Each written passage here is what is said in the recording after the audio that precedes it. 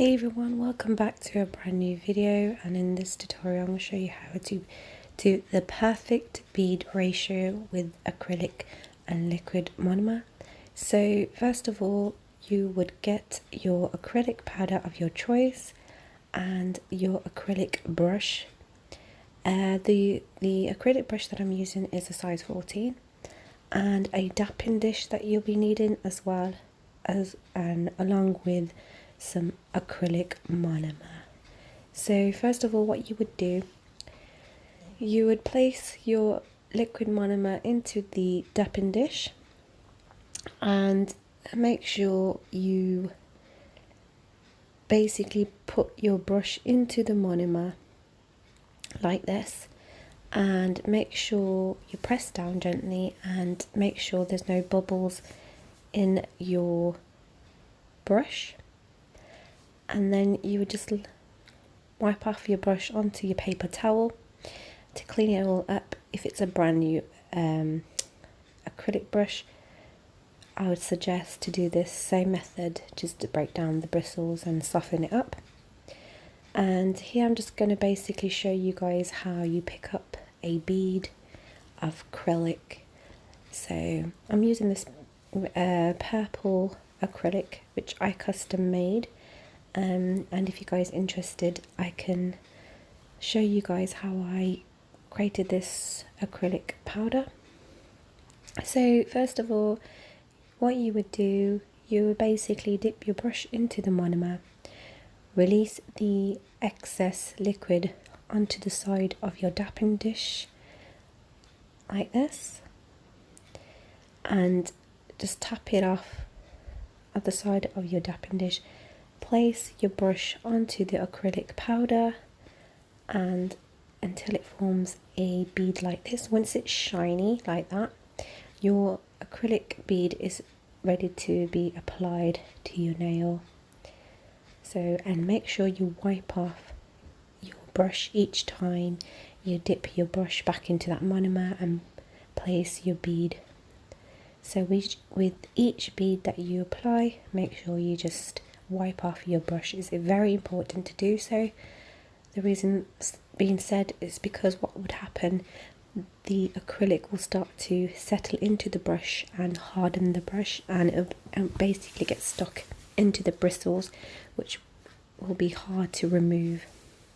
So remember, dip your brush into the monomer and just tap the acrylic brush into the acrylic powder, place your bead down and wipe off the brush, and there you have it. There's your bead.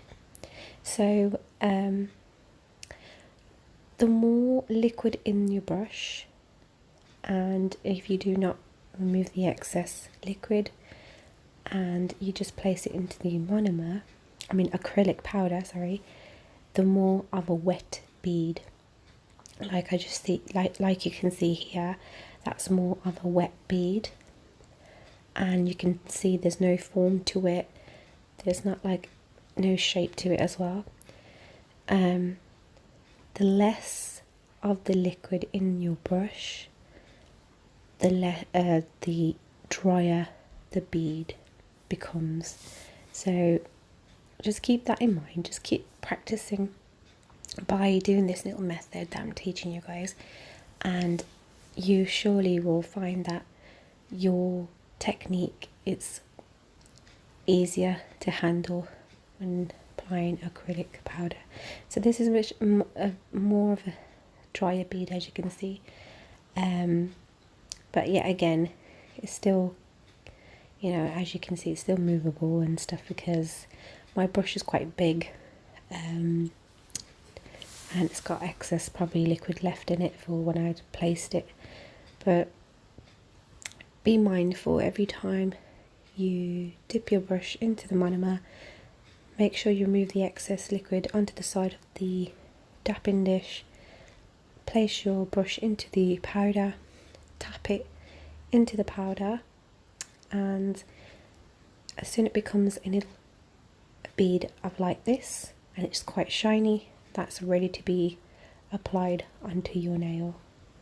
So I hope this tutorial helped you guys on forming your acrylic bead, and the more practice you get, the more, you know, the better you become applying acrylic powders.